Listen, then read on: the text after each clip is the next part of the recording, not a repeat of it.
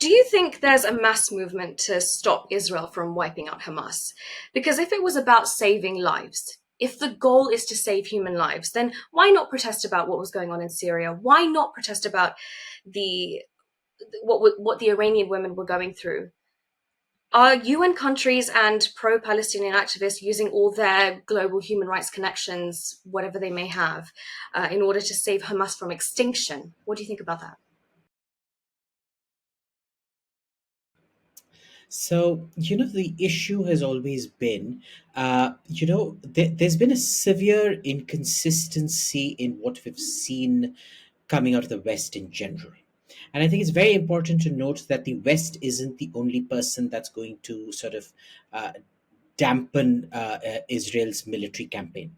The pressures on Israel come from different sectors, but also remember, a lot of what is said in public directly contradicts what's said in private. I know for a fact, for example, Saudi Arabia is like all gung ho about Israel going in on Gaza and finishing off Hamas.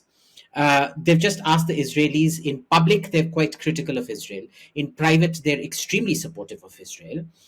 They've just asked the Israelis to keep the body count down to a minimum so that it doesn't embarrass them. Right? I think a lot of countries are sending out that message to Israel. Number one. Number two, let's talk about the public aspect of this because I think that's what most of our audience ends up seeing. Now, what happens out here is this has been a particularly toxic byproduct of intersectionality, where, if you are gay, you have to support Black Lives Matter. If you are gay, you have to support gender change surgery and this whole nonsense about gender ideology. And if you're all both of these, then you have to support Palestine somehow. Right. Now, understand what the rationale behind all of this is. The left thrives on creating uh, disaffected parties. They need to create rage in order to create international revolution. Revolution is not possible without rage. Rage has to be generated. All right. And so, what these people do is they create these so called intersectional groupings which are so farcical.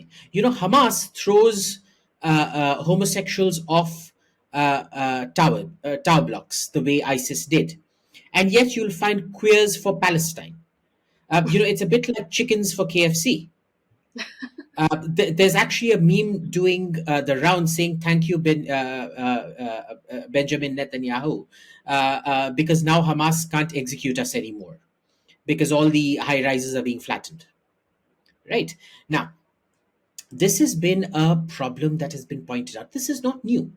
People assume this is new because they don't realize that this is the latest phase of Marxo communism.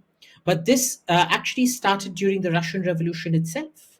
If you go back to the Russian Revolution, all the language used about bourgeois oppressors and feudal oppressors in Russia was never used about the much more feudal and much more bourgeois oppressors in Central Asia. Far from it, they were all, fated as oppressed minorities who needed understanding and sympathy. And the moment the communists came to power, what did they do? The first people that they executed, even before they finished executing all the czarists, was to go and execute all the Islamists in Central Asia and completely wipe the slate clean. On the other side, what happens in Iran is that the Islamists come to power in 1979, and what do? They kill off all the communists in Mashhad first, even before they kill off all the monarchists. So, it's a very, I'm very surprised that people don't understand what this intersectionality playbook is. Now, why is Islamism and leftism so compatible in opposition, but never in power? Because they both understand political power very, very well. They're both extremely ruthless. And once they come to power, they realize the only person who can understand them at a theoretical level and destroy each other at a physical level is the other. Right? So they're always allies out of power. They're very strong allies out of power because they march in lockstep and they are each other's worst enemies when they come to power. This is number one. Why is that? Because Islam is a congregational religion.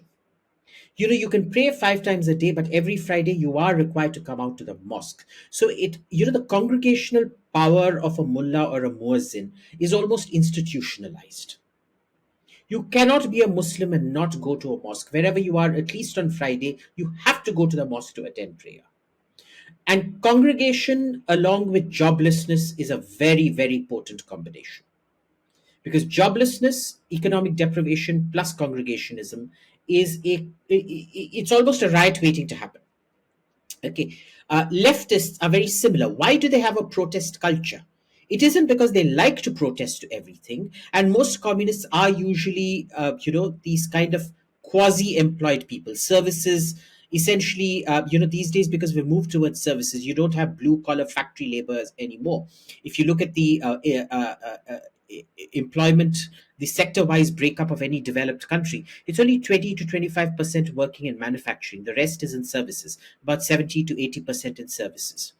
And what happens out there is you're largely jobless, because services are really, they're not really white collar. You have the delusion of being white collar, but you're mostly quasi blue collar, with a lot more spare time now on your hands.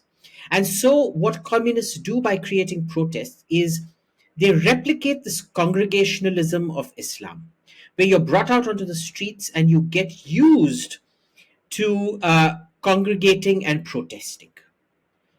They can literally generate, because it's conditioned into you, they can literally generate protests on the ground, essentially create overnight shock troops to go around, rioting, ransacking, doing whatever when required, when whipped up into a frenzy.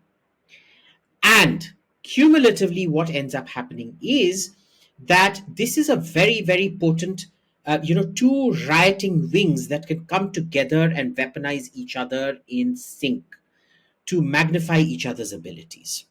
One becomes a megaphone to the other. They also have institutionalized online mobs like this. So the congregationalism is something they understand very, very well. And they've also taken this, projected this onto the internet and social media. So you'll find a lot of the information saturation. It doesn't matter if it's fake or real. They just saturate the waves. So, for example, when you had the 40 babies beheaded story come out, I never bought it. But the whole of the media was saturated, social media at least, was saturated with demands, show us proof. More than the 40 babies beheaded story, it was 80-90% of my timeline was show us proof. This is all lies. Clearly a congregationalized online mob. But when Hamas's health ministry puts out this thing saying 8,000 Gazans are dead so far, none of this 80% that demanded proof for 40 babies beheaded are demanding proof to show us, show us the bodies. They just take it lock, stock, barrel, and it's 8,000 people killed. So it's a very, very potent force, and it keeps going back to what Lenin said: every idea is worth 1,000 pages of theory.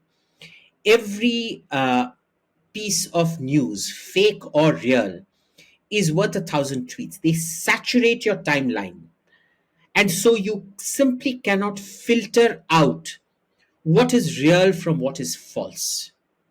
And sheer probability dictates that you will fall for their narrative over some other narrative. Please remember to subscribe to us and switch on the notifications for this channel. For our other social media links, more content, and to support our work, please visit citti.net. Dhanyavad. Namaskar.